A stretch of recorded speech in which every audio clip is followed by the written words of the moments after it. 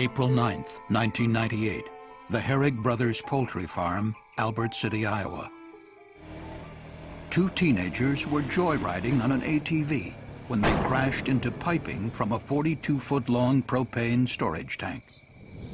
Propane gushed from the tank.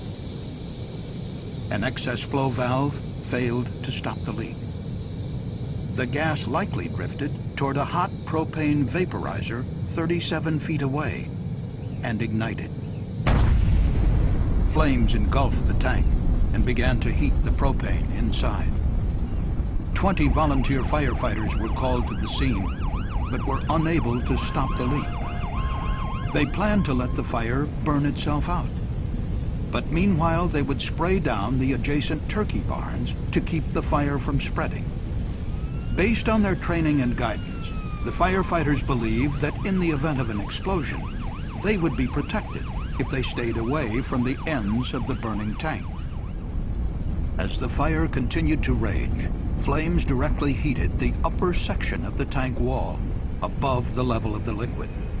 Without liquid to transfer the heat, the upper section of the tank wall began to overheat and weaken.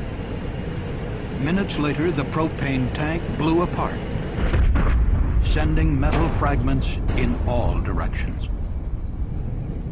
Pieces of the tank struck the firefighters, killing 2. Other deadly fragments narrowly missed 2 others.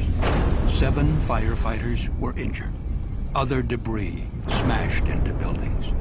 The firefighters were victims of a blevy, a boiling liquid expanding vapor explosion, a hazard they had never trained or prepared for.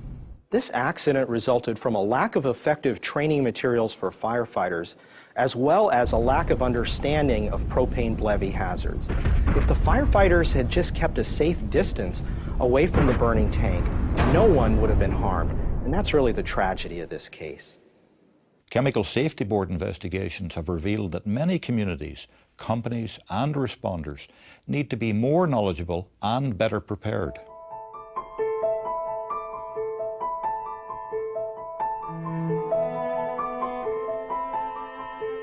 Ghent, West Virginia. 2 emergency responders and 2 technicians are killed when propane explodes and destroys a convenience store. Dalton, Georgia. Police and EMTs drive into a toxic vapor cloud that forces them to retreat and leaves them injured. Danvers, Massachusetts. Residents, authorities, and firefighters are caught by surprise when an ink manufacturing plant near a quiet neighborhood blows up in the middle of the night. Chemical accidents like these present unique challenges to planning officials and responders. The CSB has found recurring difficulties in 3 key areas: training, communications, and community planning. You have to understand the hazard.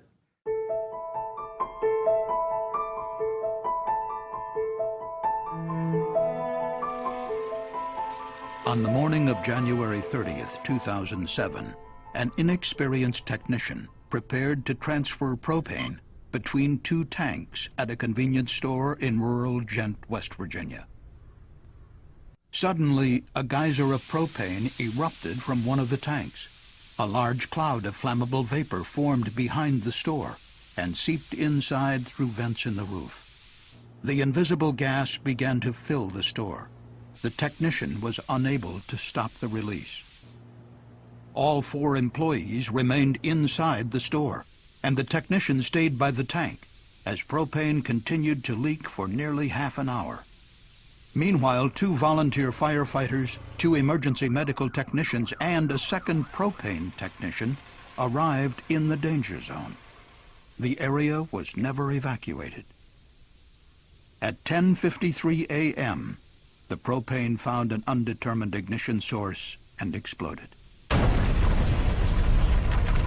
The 2 technicians, the volunteer fire captain, and an EMT standing near the leaking tank were killed. The 4 store employees and the other firefighters survived, but they sustained serious burns and other injuries. Nearly 30 minutes elapsed between the release and the explosion. If there'd been an evacuation during those 30 minutes, all of the lives would have been saved. The CSB found the volunteer firefighters and the propane technicians were not adequately trained to handle propane emergencies. If you see that vapor cloud and you hear it and you smell it, you need to be leaving it alone, and you need to evacuate the area. CSB investigations illustrate the tragic consequences when workers and responders don't take appropriate defensive actions and risk their lives attempting to save structures or equipment. We take the vow to protect life and property. Life comes first. On April 12, 2004, first responders and residents in Dalton, Georgia, were not prepared to deal with the aftermath of an accident at MFG Chemical. A runaway chemical reaction overpressurized a vessel, releasing highly toxic allyl alcohol and allyl chloride vapor into the community. The toxic vapor quickly spread into the residential neighborhood east of the facility. Firefighters rushed to the site of what they believed was a simple chemical spill. They were not anticipating or expecting a vapor cloud release into the community.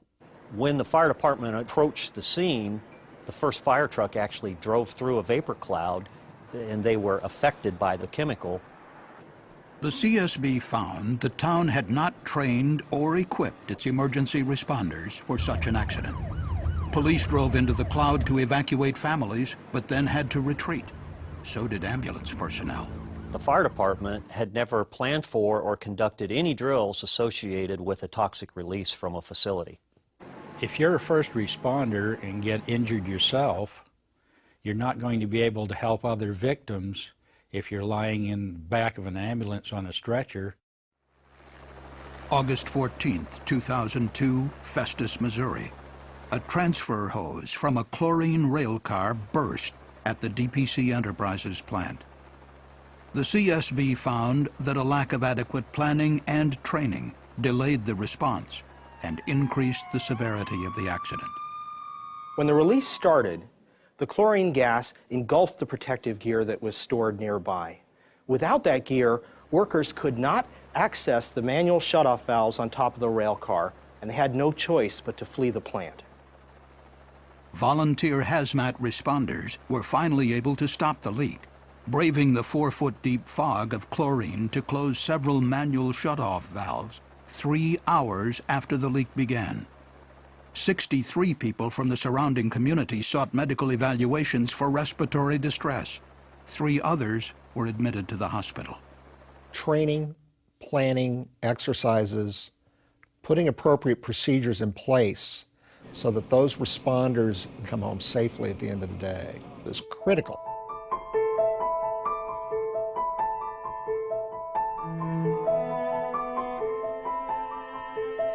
We just have an emergency alarm in progress right now. Do you know what area of the plant or anything? Well, I can't give out any information. Like I say, we will contact you with the proper information. In August 2008, a chemical explosion occurred at the Bayer pesticide plant in Institute, West Virginia. 2 workers were fatally injured. Authorities told tens of thousands of residents to shelter in place. Responders struggled to learn what chemicals were involved in the accident and what precautions they should take. We had reports it was in a larvae unit. Are you able to confirm or deny that? No, that's all. I'm only allowed to tell you that we have an emergency in the plant. At the end of the night, I knew no more than I knew driving up Interstate 64, and that was approximately 6 hours later.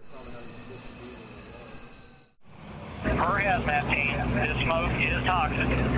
CSB investigations show the need for effective communications between companies, responders, and communities, not only during a chemical emergency, but before a disaster strikes. The only way you can approach community preparedness is having a good understanding of the risks that are present in the community. And that means you have to develop communication with everyone who is handling the hazardous chemicals in that community. On November 17, 2003, a 6-hour-long chlorine gas release occurred at the DPC Enterprises facility in Glendale, Arizona. Residents and workers in a 1.5 square mile area needed to be evacuated, but the emergency notification system was inadequate. Police officers who did not have respiratory protection went door to door notifying residents. 5 officers were among the 16 people who required hospital treatment for chlorine exposure. In the Festus, Missouri chlorine release, there were no sirens or other community-wide alert systems to notify residents and businesses of the emergency, so responders had to drive door to door with bullhorns. I knew they were over there, but with a name like Environmental Quality, I had no idea what their business was. I didn't know that they stored toxic chemicals or oxidizing agents there. I had no idea what was there. Apex, North Carolina, October 5th, 2006. A resident happened to drive by the Environmental Quality Company hazardous waste transfer facility shortly after one of the storage bays caught fire. He called 911. You can actually see the haze and real strong smell. Okay. Firefighters from the Apex Fire Department and other jurisdictions responded. Flames spread quickly, burning through the roof and causing numerous 55-gallon drums of waste to burst, sending fireballs hundreds of feet into the air. As the fire spread, an unknown chemical haze began to drift over the town. But the plant manager was unable to tell the fire chief exactly what chemicals were stored at the facility. He said, but I can tell you generally what's in there. You've got large quantities of flammables, combustibles, oxidizers, pesticides, poisons, contaminated lead, contaminated mercury.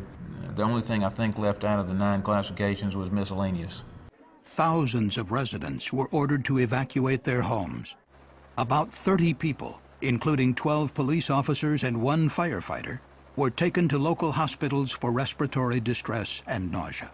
We were operating strictly on a large event of an unknown chemical and erring on the side of safety by going with our worst case scenario plan. Local communities, local jurisdictions have a right and an obligation to know what threats are in their communities so that they will know how to deal with them. Jacksonville, Florida, December 19th, 2007.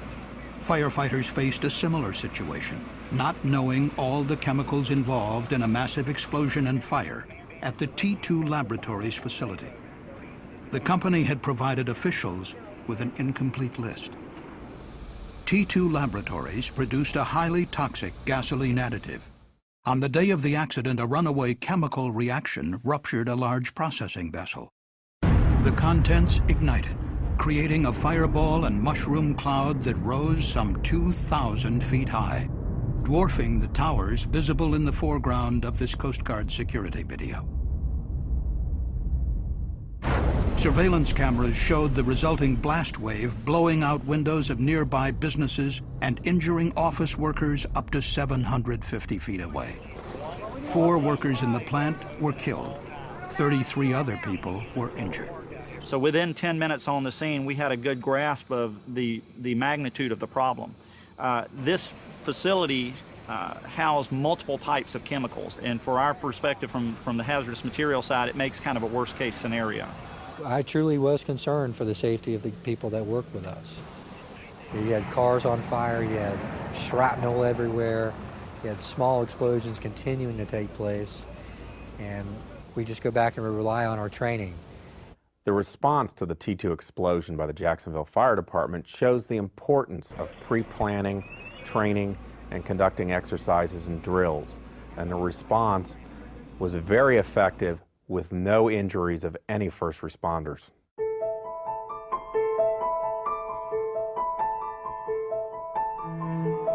The key to emergency preparedness is to be aware of what chemical hazards are in your community and where they're located, so that you can plan for a proper response. Danvers, Massachusetts, November 22, 2006. A massive explosion at a chemical facility devastated a nearby neighborhood in the middle of the night. The blast wave blew through windows into the bedrooms of sleeping residents, protected only by bed covers, as glass shattered and ceilings collapsed. In what some called a miracle, there were no fatalities. and only 10 residents were injured, suffering cuts and bruises. CAI, an ink manufacturer, was located on an industrial site where flammable solvents had been stored and used for decades. Yet residents of the Danversport neighborhood, which grew up nearby over the years, were unaware of the potential danger. An operator likely forgot to turn off the steam heating for an ink mixing tank before leaving for the night. The steam continued to heat flammable solvents in the tank for more than 8 hours, causing them to boil. Flammable vapor filled the unventilated building and exploded.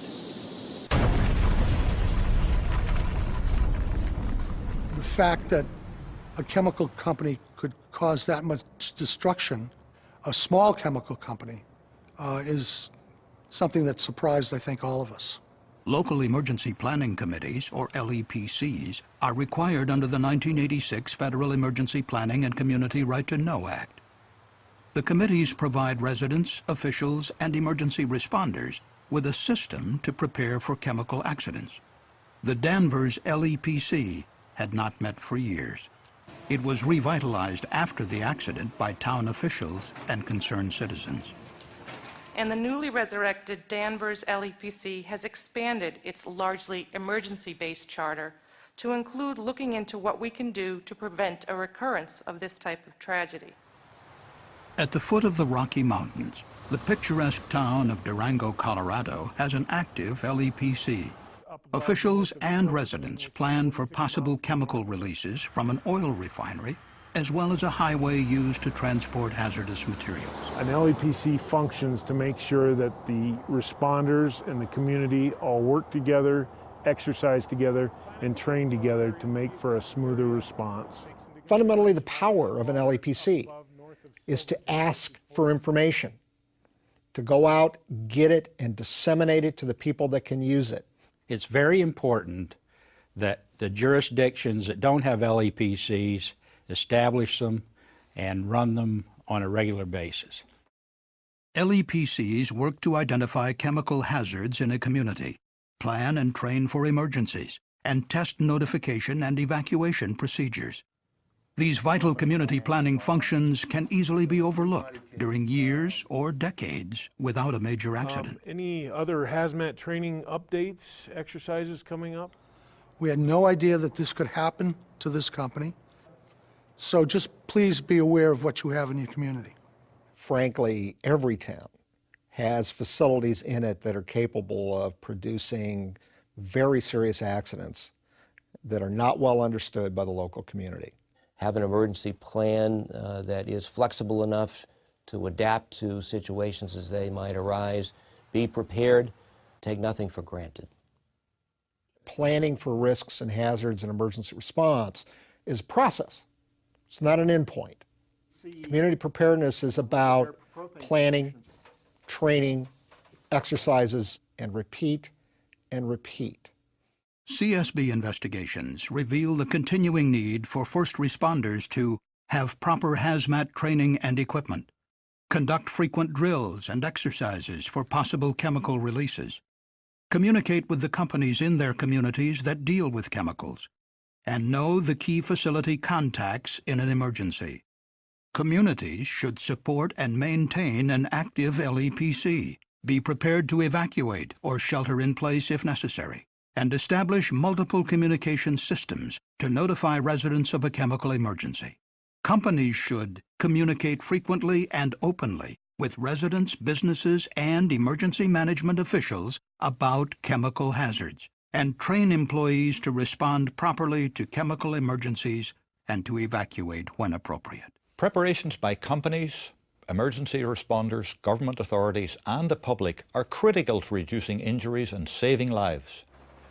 It's not only important to be prepared, but everyone must communicate, have an up-to-date plan, and practice that plan regularly. We hope that our findings will help keep communities safe. For more information on CSB investigations, please visit csb.gov. Hey, this is Metro 911. What do we have? Do you know? We have an emergency at the Aircraft Science Plant. Right. And the only information I can give you is that you might want to alert the community. My supervisor informed me to tell you to alert the community that there's an emergency in the plant. 911? Yeah. Yes, this is Steve at the main gate. Okay. We need an ambulance immediately. Okay. For a burn.